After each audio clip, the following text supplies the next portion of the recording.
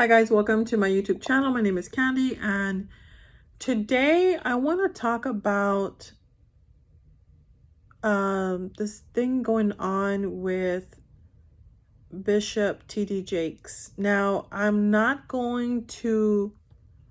It's probably going to be different from what you've been hearing. Different takes from different YouTubers throughout these days. The allegations, the videos that have been circulating around about him, and him addressing the allegations and so forth. I want to say that when I first heard about it over the weekend, I wanted to, my human side wanted to get on and put content out there about it, give my opinion, maybe use it as a teaching moment, as I did with the situation with Taraji, the celebrity. Now, I know that Bishop Jakes is not a celebrity, but he is a public figure in our society, in our country. But as I kept hearing other content creators, other individuals with different platforms, I really, God really began to deal with me and basically just not to engage in it. As a believer, as a Christian, that I've experienced both, where I have been guilty of something, and I've experienced where I have been accused and not been guilty of that. And unless you're in it, unless you have experienced something like that, you really shouldn't be talking.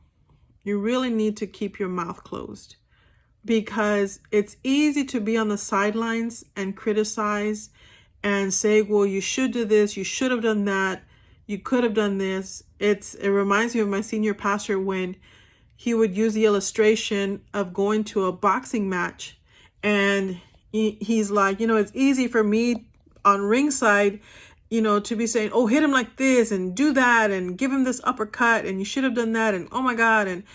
But imagine, he says, the boxer turns around and says, well, get in here and show me how it's done.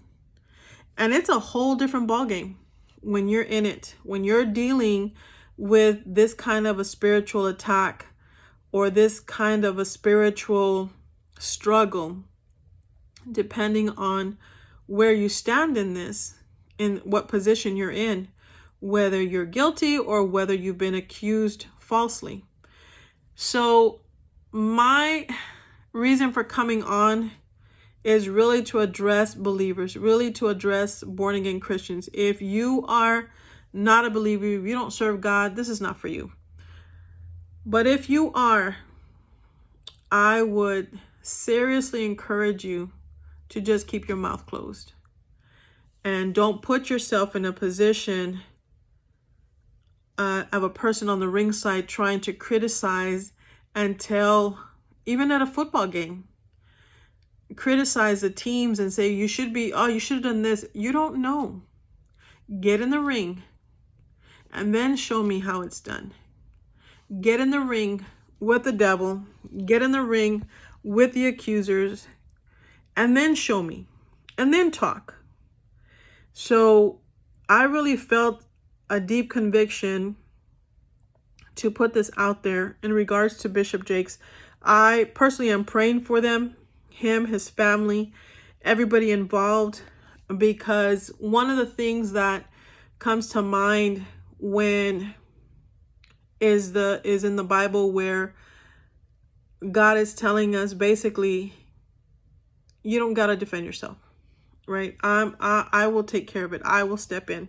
And so that's my prayer, for Bishop Jakes and everybody involved, that God will defend and that God will clarify and bring, really at the end of the day, it's between him and God. It has nothing to do with any of us. And I really don't think that any of us as believers should be talking. and trying to do pointers and you should have done this and you shouldn't have done that. Shoulda, coulda, woulda, didn't. We're here now. And the best thing that you can do as a born-again Christian, the best thing that you can do as a believer is stand in the gap and pray.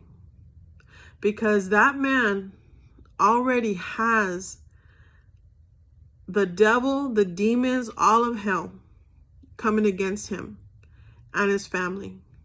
And God only knows if it's his family too, behind closed doors, what is being said.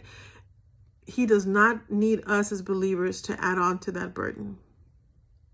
So again, I just want to encourage you, if you're a believer and you're hearing these things, whether it's about Bishop Jakes or anybody else, anybody that is a Christian that falls into these kind of situations, that you just pray and that God have mercy, and we'll go from there. But at the end of the day, guys, it is between him and God and nobody else. Now, if you're somebody that you don't serve God, you're not a Christian, you've never, that's not your thing, please don't be those people that say, well, that's why I don't go to church. No, you don't go to church because you don't want to. You don't go to church because you still got, or you think you have a few miles left on you. That's why you don't go to church. But my prayer is you hit rock bottom. That's my prayer. That you hit rock bottom, so all you have left to do is to look up. And when you look up, that you see Jesus and his love and his mercy and his grace and the plans that he has for you. Because anything less than that, we're just spinning our wheels, wasting our lives. Because God has a plan for your life. So please don't use this as an excuse. And this is why I don't do this, I don't do that. No, you don't do it because you don't want to. Or because you're stubborn, or because you can't see it. You're blind. So I hope this video helps for whoever's listening. And let him who has, how does the verse say? Let him who has ears hear. This is not for everybody. So as always, do something good for you. And I'll talk to you guys later. Bye.